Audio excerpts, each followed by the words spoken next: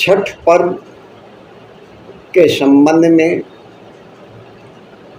बहुत सारी जिज्ञासाएं लोगों के मन में आते रहती हैं। तो आइए हम उन कुछ प्रश्नों का, कुछ जिज्ञासाओं का समाधान ढूंढने का प्रयास करते हैं।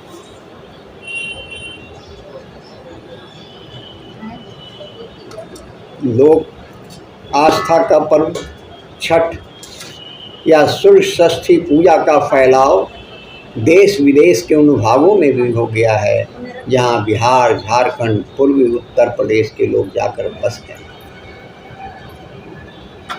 इसके बावजूद देश की बहुत बड़ी आबादी पूजा के मौलिक बातों से अनजान है। इतना ही नहीं, जिन लोगों के घर में यह व्रत होता है उनके मन में भी इसे लेकर कई सवाल उठते हैं। पहला, छठ या सूर्य षष्ठी व्रत में किन देवी देवताओं की पूजा होती है? इस व्रत में सूर्य देवता की पूजा भी की जाती है जो प्रत्यक्ष दिखते हैं और सभी प्राणियों के जीवन के आधार हैं। सूर्य के साथ साथ छठी देवी छठ मैया की भी पूजा की जाती है। पौराणिक मान्यताओं के अनुसार षष्ठी माता संतानों की रक्षा करती है और उन्हें स्वस्थ और दीर्घायु बनाती है। इस अवसर पर सूर्य देव की पत्नी उषा और प्रत्युषा को भी अर्घ्य देकर प्रसन्न किया जाता है। छठ व्रत में सूर्य देव और षष्ठी देवी दोनों की पूजा साथ साथ की जाती है। इस तरह ये पूजा अपने आप में बेहद खास है। सूर्य से तो सभी परिचित हैं, लेकिन छठ मैया कौन सी देवी है? सृष्टि की अधिष्ठात्री प्रकृति देवी के छठे अंश को देवसेना कहा गया है। प्रकृति का छठा अंश होने के कारण इन देवी का एक प्रचलित नाम षष्ठी है। षष्ठी देवी को ब्रह्मा की मानस पुत्री भी कहा गया है। पुराणों में इस देवी का एक नाम कात्यायनी भी है। इनकी पूजा नवरात्र में षष्ठी तिथि को होती है। षष्ठी देवी को ही स्थानीय बोली में छठ मैया कहा जा गया है, जो निसंतानों को संतान देती है और सभी बालकों की रक्षा करती है। षष्ठी देवी की पूजा की शुरुआत कैसे हुई? पुराण की कथा क्या है? प्रथम मनु स्वाम्भु के पुत्र राजा प्रियव्रत को कोई संतान नहीं थी।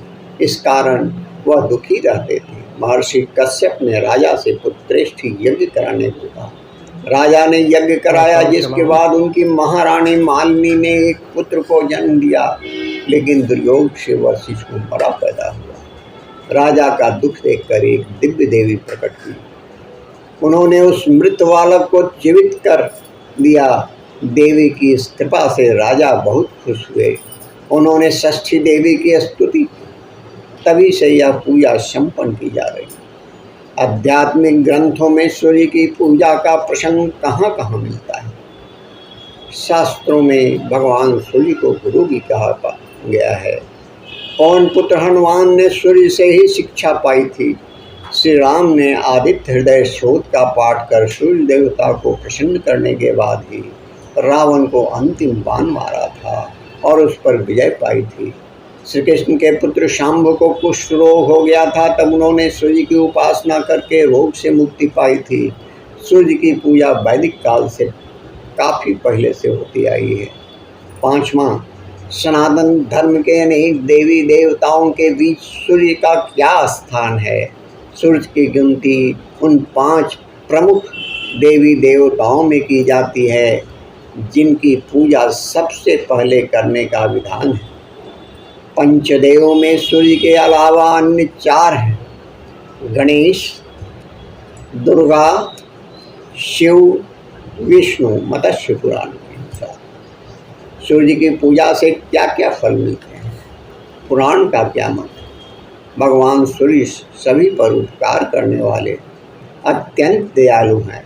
वे उपासक को आयु, आरोग्य, धन धान्य, संतान, तेज, कांति, यश, वैभव और सौभाग्य देते हैं। वे सभी को चेतना देते हैं। सूर्य की उपासना करने से मनुष्य को सभी तरह के रोगों से छुटकारा मिल जाता है। जो सूर्य की उपासना करते हैं वे दारिद्र्य, दुख, शोकग्रस्त और अंधे नहीं होते।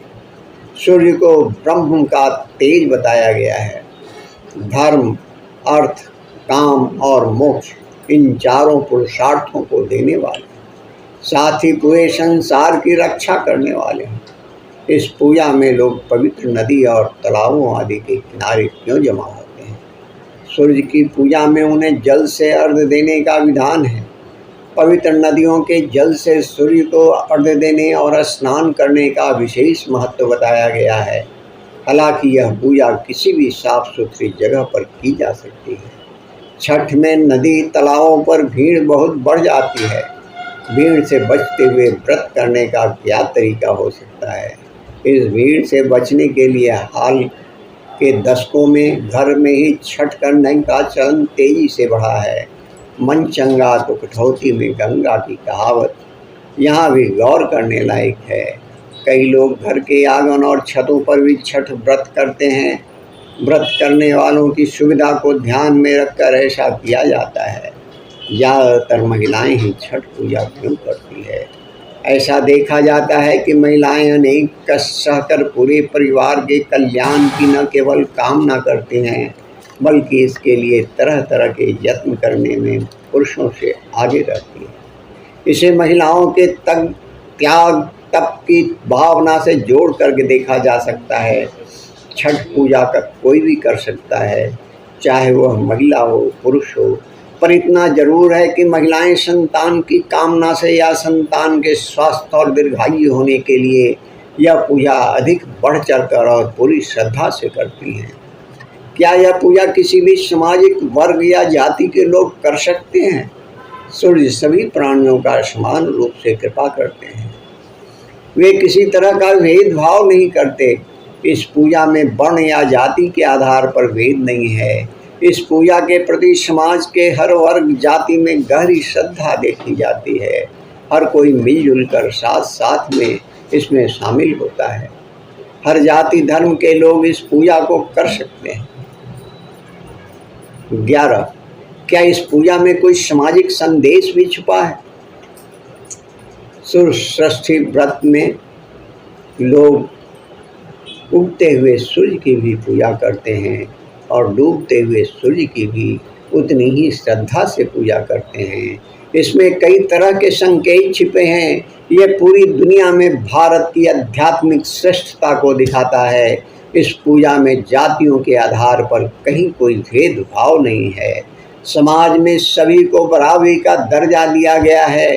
सूर्य देवता को बांस के बने जिस सूप और डाले में रखकर प्रसाद अर्पित किया जाता है, उससे सामाजिक रूप से अत्यंत पिछड़ी जाति के लोग बनाते हैं। इससे सामाजिक संदेश एकदम स्पष्ट है।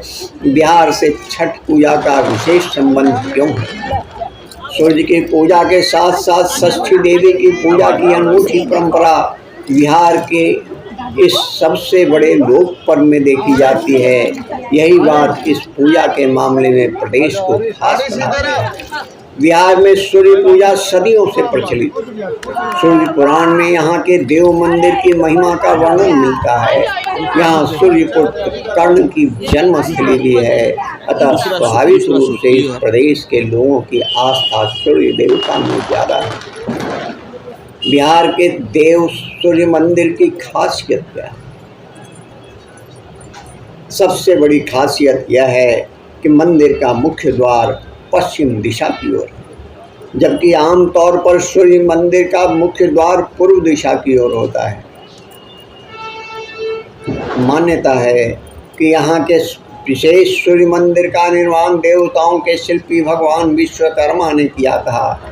स्थापत्य और वास्तुकला के दृष्टिकोण से यहाँ के सूर्य मंदिर बेजोड़। कार्तिक महीने के अलावा यह पूजा साल में कब की जाती है? कार्तिक के अलावा छठ व्रत चैत्र शुक्ल पक्ष में चतुर्थी को लेकर सप्तमी तक की जाती है। इसे आम बोलचाल में चैती छठ कहते हैं। 15. इस पूजा के लोग जमीन पर बार बार लेटकर कष्ट सहते हुए घाट की ओर क्यों जाते हैं? आम बोलचाल की भाषा में इसे कष्टी देना कहते हैं। ज़्यादातर मामलों में ऐसा तब होता है जब किसी ने इस तरह की कोई मन्नत मांगी हो। दिन तक चलने वाली छठ पूजा में किस दिन क्या होता है? कार्तिक शुक्ल चतुर्थी को व्रत की शुरुआत नहाय खाए के साथ होती है। इस दिन व्रत करने वाले और घर के सारे लोग चावल, दाल और कद्दू से बने व्यंजन प्रसाद के तौर पर ग्रहण करते हैं। वास्तव में ये अगले 3 दिन तक चलने वाली पूजा की शारीरिक और मानसिक तैयारी। दूसरे दिन कार्तिक शुक्ल पंचमी को शाम में मुख्य पूजा होती है। इसे खरना कहा जाता है। प्रसाद के रूप में गन्ने के रस या गुड़ में बनी खीर चढ़ाई जाती है। कई घरों में चावल का पिट्ठा भी बनाया जाता है। लोग उन घरों में जाकर प्रसाद ग्रहण करते हैं जिन घरों में पूजा होती है। तीसरे दिन कार्तिक शुक्ल षष्ठी की शाम को अस्ताचलगामी सूर्य को अर्घ्य दिया जाता है। व्रती के साथ साथ सारे लोग डूबते हुए सूर्य को अर्घ्य देते हैं।